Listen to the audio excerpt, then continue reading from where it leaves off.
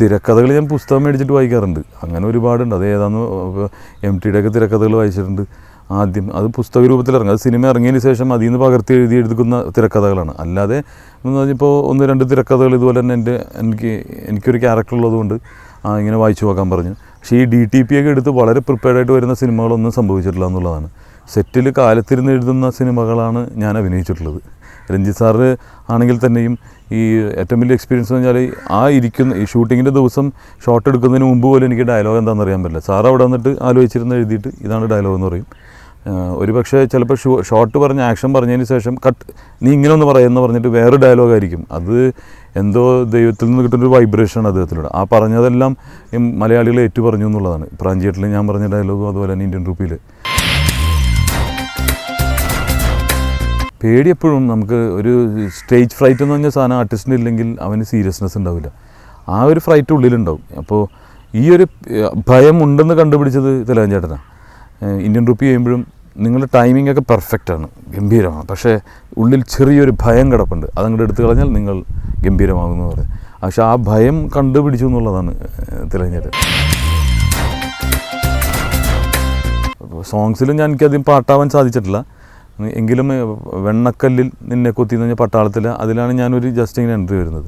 ഇപ്പോൾ ഞാൻ ശിക്കാരി എന്ന് പറയുന്ന ചിത്രത്തിൽ ചിലപ്പോൾ പലരും ഞെട്ടുമായിരിക്കും. കാരണം പ്രഭുദേവയ്ക്ക് ശേഷം ഞാനാണ് നൃത്തം ചെയ്തിട്ടുണ്ട് മമ്മൂക്കയുടെ ഒപ്പം.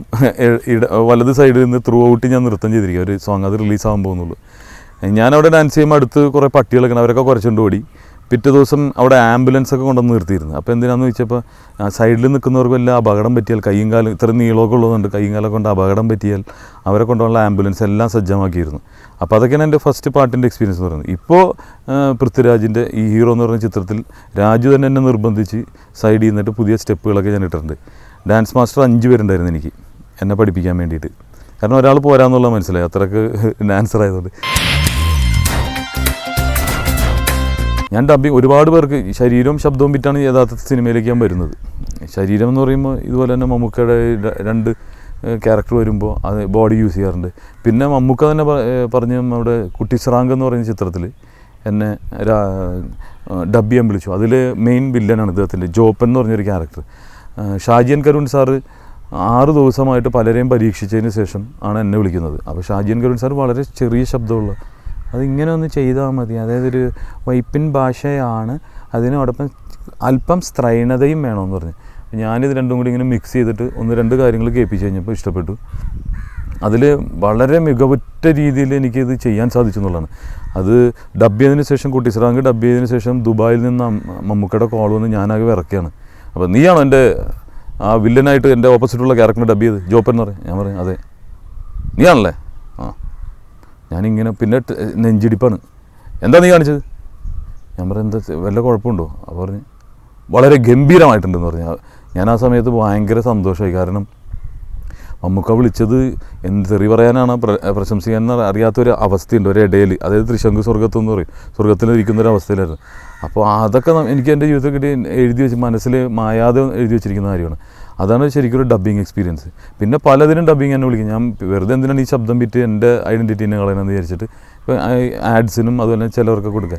ഇപ്പോൾ എനിക്ക് കിട്ടുന്ന വേഷങ്ങൾക്ക് എൻ്റെ ശബ്ദം ഉപയോഗിക്കുക എന്നുള്ള രീതിയിലാണ് ഇപ്പോൾ നിൽക്കുന്നത്.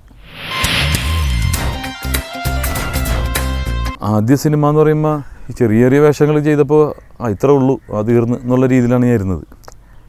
പടക്കം പൊട്ടുന്ന പോലെ റോള് തീരുന്നു അതിൻ്റെ ഇതില്ല. പക്ഷേ പട്ടാളം എന്ന ചിത്രത്തിൽ കുറച്ച് സാറ്റിസ്ഫാക്ഷൻ ഉണ്ടായി. പക്ഷേ ഞാൻ ചെയ്ത ഒരുപാട് ഭാഗങ്ങൾ എഡിറ്റ് ചെയ്തു പോയി. പിന്നീട് പ്രാഞ്ചിയേട്ടൻ ചെയ്യുമ്പോഴാണ് യഥാർത്ഥത്തിൽ എനിക്കിങ്ങനെയൊക്കെ ചെയ്യാൻ പറ്റും, മമ്മൂക്കയുടെ ഒപ്പം നിൽക്കാൻ പറ്റും എന്നുള്ളത്. അത് ഞാൻ ആ ഒരു 2.5 മണിക്കൂർ ഏതോ ഒരു ലോകത്തായിരുന്നു. കാരണം ഇത് ജനങ്ങൾ എടുക്കുമോ, ഞാൻ എൻ്റെ നോട്ടം ജനങ്ങൾ എടുക്കുമോ, എൻ്റെ ഡയലോഗ്സ് എടുക്കുമോ എന്നുള്ളതൊക്കെ സംശയമായിരുന്നു. പക്ഷേ എൻ്റെ ഓരോ നോട്ടത്തിന് വരെ ചിരിയും കൈഡിയും കിട്ടിയപ്പോൾ എനിക്ക് സ്റ്റേജിൽ കൂടി കിട്ടിയ എക്സ്പീരിയൻസും രഞ്ജിത്ത് സാറിൻ്റെ ശിക്ഷണവുമാണ് ആ സ്ക്രീനിൽ പ്രതിഫലിപ്പിക്കാൻ സാധിച്ചത്. അതിപ്പോൾ ഇന്ത്യൻ റുപ്പിയിലായാലും ഒരു മിതത്വം പാലിച്ചുകൊണ്ട് ഞാൻ അഭിനയിച്ചതെന്ന് വിശ്വസിക്കുന്നത് രഞ്ജിത്ത് സാറിൻ്റെ ഒരു ഡയറക്ഷനിലൂടെ പോയതുകൊണ്ടാണ്. പിന്നെ ബ്യൂട്ടിഫുൾ എന്ന ചിത്രത്തിൽ സാധാരണ വില്ലന്മാർക്കുള്ള ചേഷ്ടകളൊന്നും ഇല്ലാതെ വളരെ കൂളായിട്ട് എന്നാ പറയാനാ അതൊന്നുമില്ല എന്ന് പറഞ്ഞിട്ട് അലക്സ് മാളിയേക്കൽ എന്ന് പറഞ്ഞൊരു ക്യാരക്ടർ. അപ്പോൾ അതൊക്കെ ഈ ചെയ്യാൻ സാധിച്ച അങ്ങനെ ഒരു സ്കൂളിൽ നിന്ന് വന്നതുകൊണ്ടാണ്. അല്ലെങ്കിൽ ഒരു പക്ഷേ ഞാൻ തന്നെ വീണേനെ. അപ്പോൾ ഒരു ചരടുമേലുള്ള കളിയാണ് ഈ അഭിനയവും. ഈ അഭിനയത്തിൽ തന്നെ വിവിധ ഭാവങ്ങളായ ഈ ഈ ഹാസ്യമൊക്കെ ഇത്തിരി മാറിപ്പോയി കഴിഞ്ഞെങ്കിൽ വളരെ മ്ലേച്ഛമായി പോകും. അപ്പോൾ അതൊക്കെ കീപ്പ് ചെയ്യാൻ സാധിച്ചത് നല്ലൊരു സ്കൂളിൽ നിന്ന് വന്നതുകൊണ്ടാണ്. ശ്രദ്ധിച്ചു തുടങ്ങുന്ന മിനി സ്ക്രീൻ ഞാനൊരു അതിഥിയോ ഒരു സ്റ്റാറോ അല്ല. സ്റ്റാർ എന്ന് പറയുമ്പോൾ ആകാശത്ത് തെളിയുന്ന ഒരു നക്ഷത്രമാണ്. ഞാൻ വീടുകളിലെ മൺതരികളിൽ നിന്നുണ്ടായിട്ടുള്ള ഒരാളാണ്. താഴെ നിന്നാണ് വന്നിരിക്കുന്നത്, മുകളിൽ നിന്നല്ല. അപ്പോൾ അതുകൊണ്ട് ഞാൻ ഒരു അന്യനല്ലേ. ആര് കണ്ടാലും എനിക്കൊരു സ്മൈൽ കിട്ടാറുണ്ട്. കാരണം സാധാരണ വീടുകളിലൂടെ ആണ് ഞാൻ കടന്നു വന്നിട്ടുള്ളത്. TV പ്രോഗ്രാംസിലൂടെയും സ്റ്റേജ് ഷോസിലൂടെയും ഡയറക്റ്റ് ഓഡിയൻസായിട്ട് എനിക്ക് ബന്ധമുണ്ട്. കാരണം സ്റ്റേജ് എന്ന് പറഞ്ഞാൽ തന്നെ മണ്ണിലുള്ളതാണ്. അപ്പോൾ മണ്ണിൻ്റെ ഗന്ധമുള്ളൊരു കലാകാരനാണ് ഞാൻ. അപ്പോൾ അതുകൊണ്ട് ഒരു സ്റ്റാറല്ല, ആകാശത്ത് നിന്നൊരു നക്ഷത്രമല്ല ഞാൻ. അപ്പോൾ ഈ മണ്ണിൻ്റെ അടിയിൽ നിന്നൊക്കെ പറഞ്ഞ് ഈ കപ്പയൊക്കെ മുളയ്ക്കുന്ന പോലെ മുളച്ചിട്ടുള്ള ഒരാളാണ്. കപ്പ ചേന എന്നൊക്കെ പറയുന്ന പോലെ താഴേന്ന് ആ വേരിലുള്ളതുള്ള കൊണ്ട് ജനങ്ങൾക്ക് അങ്ങനെ അകൽച്ചയൊന്നും തോന്നാറില്ല. പിന്നെ എപ്പോൾ കണ്ടാലും നമ്മൾ അറിയുന്നത് ഇതുകൊണ്ട് തന്നെയാണ്. സ്റ്റേജിലൂടെയും മിനി സ്ക്രീനിലൂടെ തന്നെ അംഗീകരിക്കപ്പെട്ടത് കൊണ്ട് എല്ലാവർക്കും എന്നെ തിരിച്ചറിയാൻ സാധിച്ചു. എൻ്റെ ഓർമ്മശാലം മുതൽ എന്നെ തിരിച്ചറിയുന്നുണ്ട് എല്ലാവരും.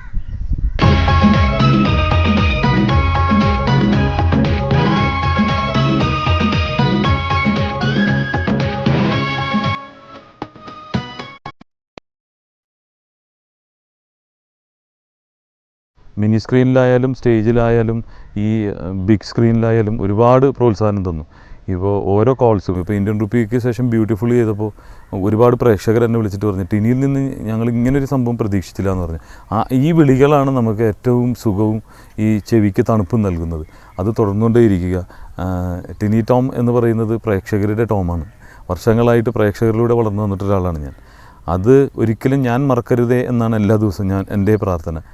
നിങ്ങളും എന്നെ മറക്കരുതേ എന്നാണ് എൻ്റെയും പ്രാർത്ഥന. തീർച്ചയായിട്ടും നിങ്ങളുടെ സഹകരണം വീണ്ടും പ്രതീക്ഷിക്കുന്നു. എല്ലാവിധ സഹകരണവും എൻ്റെ ഭാഗത്തു നിന്നും ഉണ്ടാവും. നിങ്ങളെ സന്തോഷിപ്പിക്കലാണ് എൻ്റെ ബുദ്ധിയിൽ നിന്നും എനിക്ക് ചെയ്യാൻ സാധിക്കുന്നത് നിങ്ങളെ സന്തോഷിപ്പിക്കുകയാണ്.